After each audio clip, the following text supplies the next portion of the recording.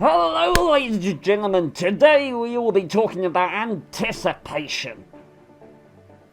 I'm a panda, aren't I? Okay, sorry about that.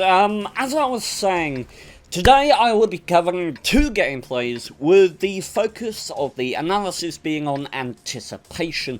Now, I did have a kind of internal debate with myself as to whether I was going to categorize this into my relocation series, because a lot of what I'm going to talk about here could be classed as, or categorized under a relocation title or content of the video. However, what I really wanted to focus on here, more so than... Oh, well, the text volume seems to be a little high. Let me just sort that out.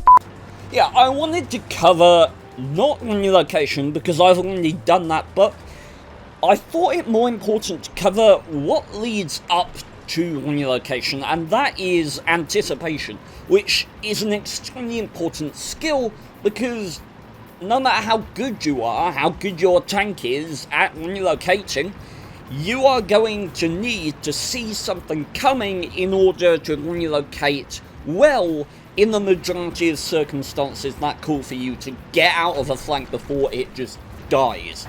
And that's what we're going to be covering here. How should you observe the map? How can you predict your enemies to get the best outcome for yourself? Now, here I am in the Tier 10 Russian tank destroyer, the Object 268. It is an extremely underrated vehicle. It's based on the hull of the IS-8. That makes it very fast. You might find it odd for me to be covering relocation in a TD, but 268... it's got a good lick of speed on it. So, what am I thinking in this game? So, we've got a large amount of forces deployed to the west in the town, and there's two arty on either team, two tier 10s on the enemy team. You might notice that we actually have a bonus tier 10 in the form of the T92. But let's look at balancing it in terms of mediums to heavies. Medium, enemy have two... we've only got one medium, Chief 41, but that kind of counts as two, being tier 9. Two St. Axes and Object 907. The enemy only have 30B Batchet and St. Axe, along with their collateral damage, the 5120 and the M103, who are platooned... oh, no, they're not, actually. M103 is platooned with 30B, so they all might well be up there. So I've got to be anticipating at this point that we are going to lose the east of the map. And that is why you see me taking a position like this. Now, to be honest, even if we weren't going to lose this side of the map, I would still use this position because it's extremely versatile and allows me to put out fire and support this eastern pass without overcommitting. It's a great position for me to be in anticipation of needing to fall back and run away like a little bitch, which is what I think is going to happen. So I'm keeping an eye on what's going on the east while keeping the shot aimed on the E5. And as soon as that T-57 Heavy goes down, it's looking worse and worse for our two St. Axes up there, and it's at that point when I make the decision, all of a sudden T1 to E5 pops up and we get a lovely bounce. Now, I can take an E5. All I would need to do is ensure that I engage in that distance. So let's say this kind of distance, we're at what, 130 meters here, so let's close the distance to the next house, maybe 90 meters. As long as I keep about up to 100 meters between me and him, then that will afford me the time I need to reload and just out alpha damage him, and that will be the way that I take down the E5. But if I am here in 1 minute, I'm dead. If I'm here in 40 seconds, I'm dead.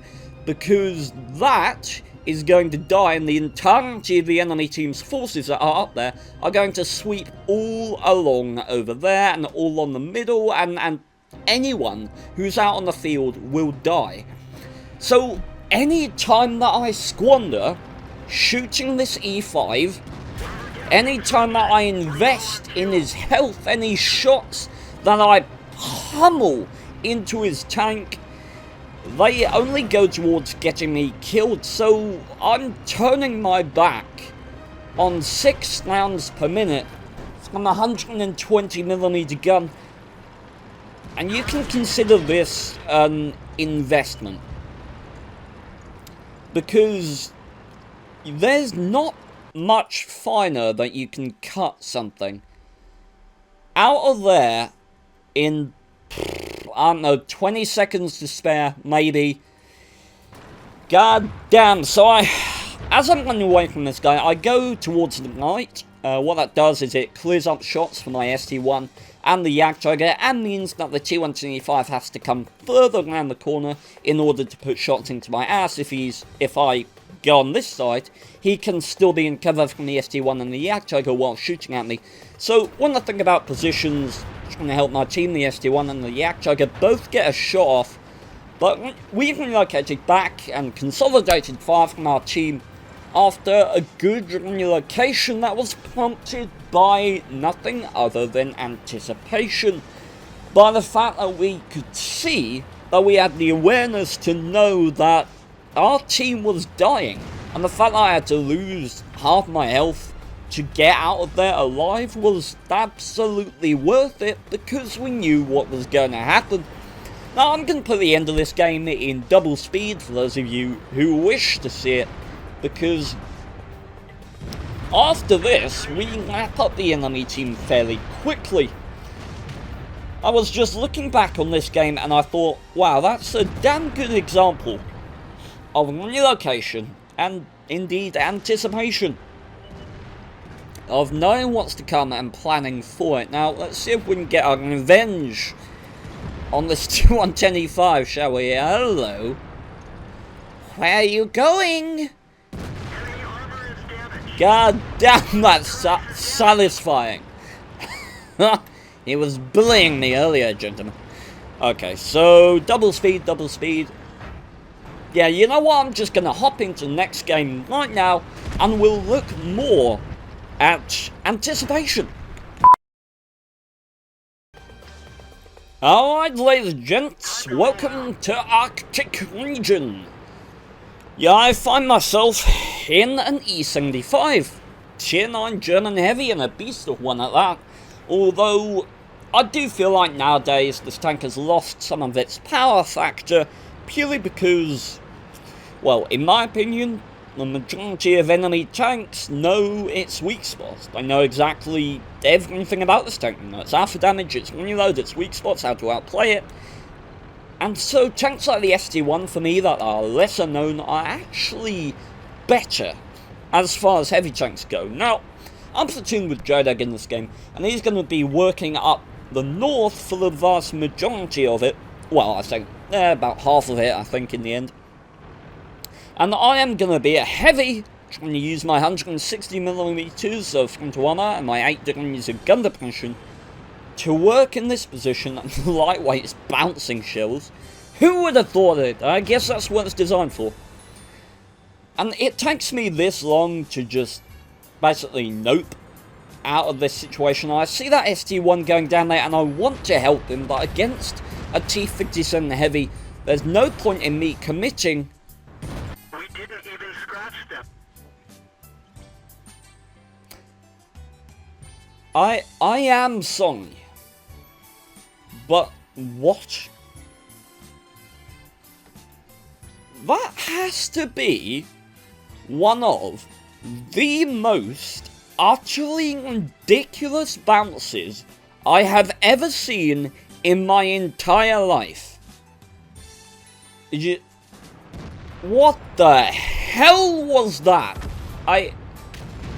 So the lightweight up here dies, so I know that T110 E3 will be pushing down along with the T10 and the OHO, so everything about the situation for me is just nope. Nope. And Jadek is having issues on the north as well. We're getting harassed on all sides, and so much of our team, that T50, the CDC, the WZ, and the 1390s just died to the ISU, are garrisoned in the middle of the map, being pretty much no help whatsoever. That Skoda really needs to be focusing up on the north. Jedek's doing the best he can to work alone. And what do I know? It's a hold down the T110E5. So even with premium, I know that there's more or less no chance of me being able to damage that guy, due to the fact that my APCR shells have 311mm of pen. Okay, so let's look at anticipation, shall we? Here we go, gentlemen. Okay, let's think about what's going to happen here. So the Chieftain Heavy and his buddy down there, the AMX CDC, are soon to lap up these guys. Be about 16 seconds, I think, till that Chieftain Heavy. Those are most likely is going to clip both of them. CDC will kill the nest if he doesn't. Those guys would push up down here, put pressure on me. Outplaying them, there would be a way I could fall back to here, but that would incur flanking fire from these guys now that the render distance has been changed. T4 Mod 1 is still camping up here. He's an unknown quantity. I don't know what his plans are. T110E3 will keep pushing and harassing, being hold down and being an unstoppable force with the ST1 and T10, preventing any flanking maneuver on him. Our T110E4 can only linger for so long at the back before he gets taken out. There is no enemy archer. I just want to check that. These guys in the middle are soon to be harassed. It's a question of how long it takes before this E-75 pushes up. And another question as to whether you will push committing to the north, or whether these guys will jump down into the middle, kill the Skoda T50 and bring out the linear, kill this T110E4 from the back there. That could mean difficulties as well if they clear the middle. So, at the moment, I have one power factor in play for me and for anticipation and for thinking, and that is that right now every single tank on the enemy team has been spotted. We know where every single tank is. So what that means is that I can look at the map, I can look at what it's telling me, and I can say, okay, where is there a hole? And I can know that for certain. And so what is going to happen in 2 minutes or so, the enemy are going to push over here after the E4 dies either to the guys in the middle. Now, the worst case scenario, our middle gets taken out, and these guys try to fall back, but they are spotted and held back by these guys, and the enemy close the distance over this open land with no opposition whatsoever, and in which case, unless our northern force does something spectacular, we will lose. So we can only hope that the enemy are going to attack steadily on the north and push recklessly over the south, at which point the Waffen and the Kanonen Jagdpanzer will fall back into positions of safety here, as well as us still having positions and tanks in the middle of the map. So, at that point, the enemy is going to push very, very aggressively. And so, the only option for me at this point really is to anticipate just that. The enemy are going to push, so when they do, I want to be behind them. And so, basically what my plan is here is to switch it on its head. I am going to be on the high ground, and at this point I'm just playing, hoping against hope that this Mod 1 is not still camping up here, because if I am spotted in this location, I am going to die. Jagdtiger, ISU, CDC, for lightweight, 1390. I am incredibly exposed here, and, well, poop. I don't know what the hell that guy was still doing here, but I'm well aware that I've got to keep pushing. I cannot afford to stop for a second here, because of the amount of flanking fire that I will incur. And luckily, this T4 Mod 1 is not smart. If he was smart, he would have kept spotting me, so that his team could shoot in from the other flank. As it happens, I'm able to get out of render distance of the enemy, especially at the T4 Lightweight that seemed quite attentive on the other flank, and now I'm hold down above the enemy, and we found ourselves in another awesome position. Now, I'm keeping premium loaded here because of how tense this situation is. It is 1-8.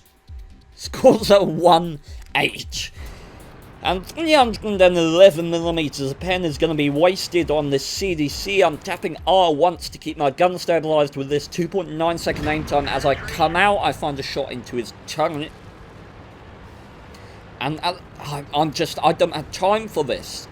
Right now, I need to push in there. And I really need to start securing kills because, as we knew, the enemy are pushing over that open land. And it's so important right now that this has something to worry about. I need to get in there and I need to harass this because this is what's going to win the game for the enemy team. This attack right here. So, pushing in, tapping R once again to stabilize my gun, and yet shell just goes nowhere near where we want it to. CDC blazes across, and this Oho, yep, should die to the Waffle. Now pushing forward. Now I have an option here to secure the kill on the Jagdtiger, and to be honest, if I was playing this game again, I might well do that, but at this point, what was going through my head, whether it's right or not? Let's do another analysis, shall we? Okay, so looking at the map right now, that Waffenträger is... You'd look at him and you'd think he's really exposed, and he is, but he plays it fantastically. J-Reg and the rest of the medium tanks on the enemy team have got some fairly strong positions where they're unlikely to be dug out from that high ground. The CDC might die from the enemy light tanks pushing in here, but J-Reg and the lane will be safe. This Skoda T50 is going to use the lay of the land here and the bush that's stationed out here to spot anything coming in from the north, so we should get advanced warning if anything comes down from that way. That also means that nothing is going to get up behind the Waffle and shoot him in the ass, so the Waffle has a position of power right there as well. So, at this point I'm thinking, okay, I could kill that Jagdtiger, but the Jagdtiger is a one-shot for the Waffenträger, who's camped at the end. And the Waffle can easily take out that Jagdtiger by shooting him in the upper plate. Even in the superstructure, he's going to pen sort of 40% of the time. So I want to focus on the tank that really needs to lose health here. And that is that good player in the T110E3. I am charging damage right into his engine. We do get a logo. Now at this point, thinking about anticipation, again, I am well aware that CDC is coming up behind me. And the E3 has turned all the way around. Now, if I was thinking more than I am right now, I would wait, I would turn around and I would deal with the CDC, and I will wait for the Waffle to reload. But at this point, I'm feeling a lot of pressure, so I push forward, making what is probably the long play. And I take the damage from the E-20 to secure the kill on the Jagdtiger. And I get my engine knocked out. And now, as planned, I start turning around to deal with the CDC. But my engine has gone. There's 2.9 second aim time that we have. Where was it then? Where was it when we needed it? I mean, if I had had an engine, or the shell had done what I told it, right there, that's game. Kill that CDC, that's game over, we win. As it happens, engine knocked out from some bad calls. Wait. Enemy CDC drowned. Okay. I didn't notice that one before. Alright. As it happens, we've now left it up to the rest of our team. Mr. Deg, our Waffle, and our 40T are all that remain to try and stop us losing this game. And you can see there the 40T committing on the Chief for lightweight. And he is going to secure the kill. Jodek helping out as well. As Mod 1 pops out of nowhere, can the 40T secure him as well? Yes, he can, work in that 100mm autoloader. Okay, now I'm discussing in chat. I will switch over to the other tanks in a moment, and the Waffenträger finishes off the T110E3 with some shots into his lower plate. I mean, it's not like the Waffenträger is overpowered or anything. 5 shells in the magazine, 2 seconds between the shells, 276mm of pen, 0.29 accuracy, and a 1.5 second aim time. Yeah! Just go home, wargaming. You're drunk. Alright, so let's see what Jada can do to finish off this game. He's reversing up top here in anticipation or in the hope of getting some vision on whoever's closing into the base location. We've still got an ST1 and the CDC bearing down. We don't know where that ISU is for the time being, but the fully T's under a lot of pressure from that T-41. Certainly if the ISU groups up with him, that situation's going to get a lot more difficult for him. And it's at this point I believe that I switch over to check on the fully T to get some intel for Jodag, and he's still on the reload at this point, and I'm just thinking if he's spotted here, that ISU is going to wreck his face. And I'm just waiting for it. Waiting for him to just implode, and yep, there we go. ISU picks up the fully T. Jadag's still working this position, and this is a fantastic position. It's worth noting as well that halfway through this game, Jadag relocated back from the north, which was also really good play. That Waffenträger on 22 hit points manages to finish off the ST1. He has been a valuable asset. Now, Jadag ambitiously going for the CDC, and the CDC manages to bounce a shot, but at this point we want to prioritise that T-41, make sure he can't get up the ass of the Waffle and take him out for nothing. And are we going to find him right out in the open? Yes, we are, with his pants down. Lovely show from Jadag. Okay. Alright, so, at this point, what do we know? We know that when... At this point, I'm trying to remember from the replay. So exactly what I said at this point was, earlier in the game, Jodag, I moved up the side of the pass here, and I got spotted at the top. And at that point, I got incoming fire, and then it suddenly occurs to me, that fully T got killed by the ISU-152, so we should take the CDC out now while he can't relocate into a position where the ISU can support him. So I tell Jadag, and Jadag knows it as well, to play very aggressively and don't let him get away, just in case he does get into a position where his team can support him. And I don't know what the hell's he... what the heck he's doing, to be honest. But yeah, gentlemen, that pretty much concludes this video. I'm gonna hop it into ×4 speed at the end here while this game gets finished off.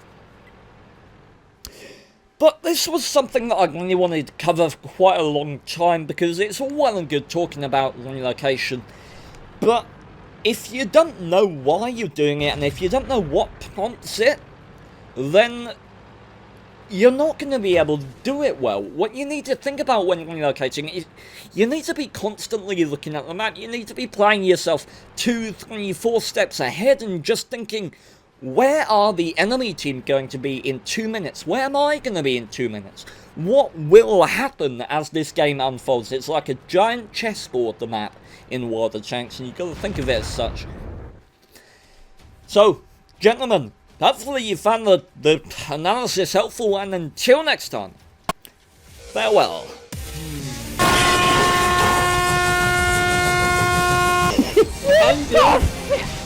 What? What? How is that a thing? No, I can focus on my gameplay. Heading! I will...